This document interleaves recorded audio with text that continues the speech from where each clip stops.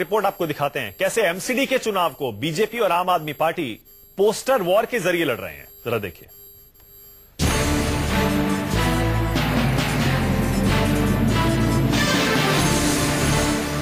दिल्ली के नगर निगम चुनावों में पोस्टर वार जोरों पर है। कभी आम आदमी पार्टी, कभी बीजेपी पोस्टर से वार तो कभी पलटवार करते नजर आ रही है। बीजेपी ने आम आदमी पार्टी के चुनावों में किए वादों पर 2 नए पोस्टर जारी किए हैं। इन पोस्टरों के जरिए बीजेपी ने आम आदमी पार्टी पर दिल्ली की जनता से वादा खिलाफी का आरोप लगाया है।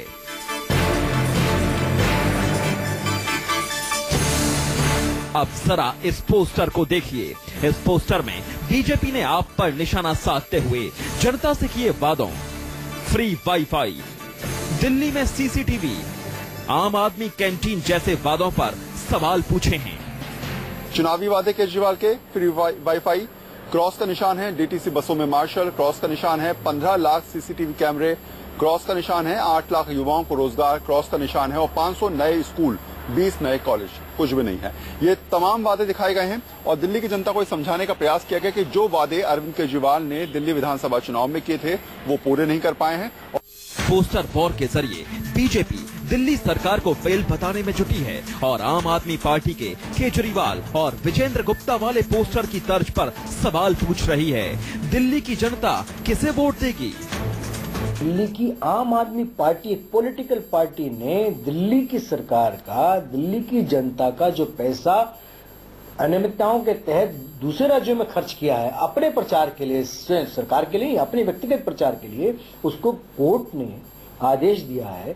उस आदेश को, जो न्यायालय का आदेश है, उसका पालन दिल्ली के मुख्य सचिव कर रहे हैं। आम आदमी पार्टी इस नए पोस्टर को बीजेपी की बिना मुद्दों की राजनीति बता रही है। हम दिल्ली की सरकार में रहे हैं तो हम दिल्ली की सरकार के कामकाज पे वोट मांग रहे हैं। भारतीय जनता पार्टी एमसीडी के अंदर रही है तो उसे एमसीडी के कामकाज पर भी वोट मांगना चाहिए। आरोप प्रत्यारोप तो अच्छी बात है, पर मुझे नहीं जान पड़ता कि दिल्ली भाजपा का एक भी नेता एमसीडी के अपने कार्यकाल या अपने कामों के ऊपर कहीं भी चर्चा करता हुआ सार्वजनिक क्षेत्र में दिखा है। आप तो चुनाव लड़ेंगे, भाजपा तो चुनाव लड़ नहीं रही है। भाजपा तो खाली आम आदमी पार्टी के ऊपर बेसिर पर के आरोप लगा रही है। हमको चुनाव लड़ना है तो ऐसे ही करते रहेंगे तो मजबूरन जो हमें गोयल साहब का फोटो। एमसीडी चुनावों से पहले प्रचार में पोस्टर वार आम आदमी पार्टी ने शुरू किया, लेकिन अब बीजेपी रोज नए नए पोस्टर जारी करके इसे और धार दे रही है। वरुण सिन्हा, दिल्ली, न्यूज़ 24। मोदी लहर का टेस्ट 8 राज्यों की 10 विधानसभा चुनाव के उपचुनाव के नतीजों से आज हो सकता है। इसीलिए हमने स्टूडियो में बुलाया है बीजेपी से विजय सोनकर शास्त्री और कांग्रेस से राजीव त्यागी। राजीव जी, देख लीजिए, 10 में से 7 पर बीजेपी आगे है। ये सारे के सारे उपचुनाव जोड़ लीजिए, 7 पर बीजेपी आगे, आप 2 पर और 1 पर टीएमसी। और फिर भी आप देखिए, अभी भी आपको लग रहा है कि इलेक्ट्रॉनिक वोटिंग मशीनों को जिम्मेदार ठहराने से कुछ हो जाएगा। देखिए, अब राजीव जी बताइए, आप ही की पार्टी में कैप्टन अमरिंदर सिंह हैं, वीरप्पा मोइली हैं, कह रहे हैं कि नहीं, ऐसा नहीं है। फिर भी नहीं,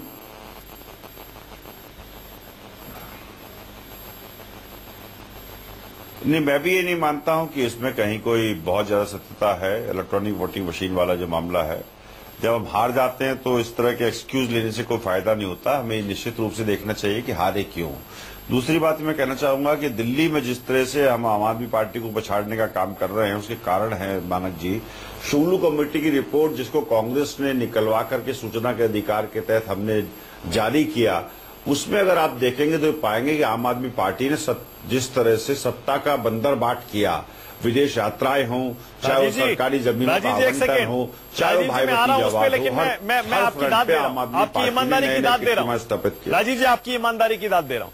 आपकी पार्टी राष्ट्रपति से मिली इलेक्ट्रॉनिक वोटिंग मशीनों की शिकायत करने के लिए, लेकिन आप भी कांग्रेस के उन नेताओं में से हैं जो बहादुरी दिखाकर सामने आ रहे हैं और अपनी पार्टी को शीशा दिखा रहे हैं, आईना दिखा रहे हैं कि देखिए हारे हैं, जनता का जनादेश स्वीकार करना चाहिए। इलेक्ट्रॉनिक वोटिंग मशीनों को ब्लेम करने से, उनको दोष देने से कोई फायदा नहीं। आपकी दाद दे रहा हूं राजीव जी।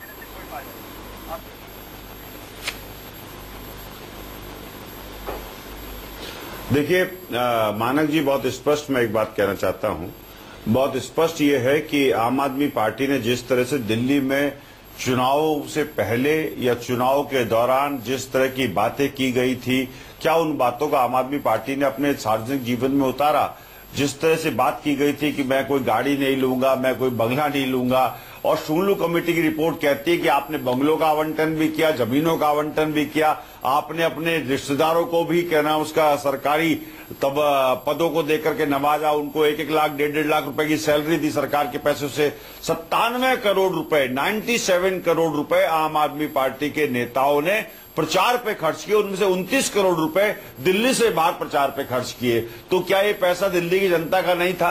दिल्ली की जनता का पैसा था जिसको इस तरह से खर्च किया गया। एक बहुत सीनियर वकील जो केजरीवाल जी का केस लड़ रहे हैं, उनको क्या नाम 3 करोड़ 42 लाख रुपए देने की बात की गई।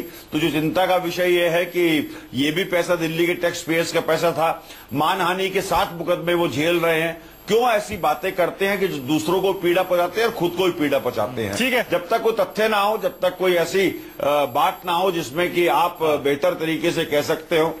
ठीक है, ठीक है, सही नहीं, ठीक है, बिल्कुल। आप दिल्ली में आपने ये मुद्दे जोर शोर से उठाए हैं, लेकिन अभी भी कुछ तो वजह है कि आप दूसरे नंबर पर हैं। शास्त्री जी, 10 में से 7 सीटों पर आप आगे चल रहे हैं, इसका श्रेय आप मोदी जी को देंगे क्या, हमेशा की तरह? क्योंकि जीत पर अक्सर आप मोदी जी को श्रेय देते हैं। देखिए, ऐसी बात नहीं है। मोदी जी निसंदेह हमारे पार्टी के अभी तक के सर्वाधिक लोकप्रिय नेता हैं, और हमारे ही पार्टी के नहीं बल्कि देश के और दुनिया के भी एक सर्वप्रसिद्ध नेताओं में उनको देखा जा रहा है। अभी तमाम चीजें सामने आई हैं जिससे ये स्पष्ट होता है कि वो नेता है।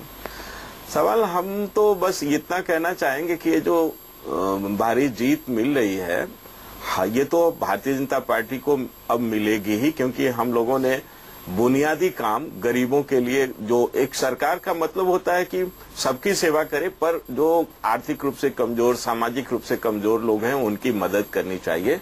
तो आजादी के बाद पहली बार हमारे देश के आर्थिक रूप से कमजोर, सामाजिक रूप से कमजोर यानी गरीब लोगों को ये महसूस हुआ है कि उनको कोई कुछ देने वाला है। लेकिन इसके बावजूद मानक जी, मैं एक और दूसरी बात बताना चाहता हूँ अपनी प्रसन्नता का।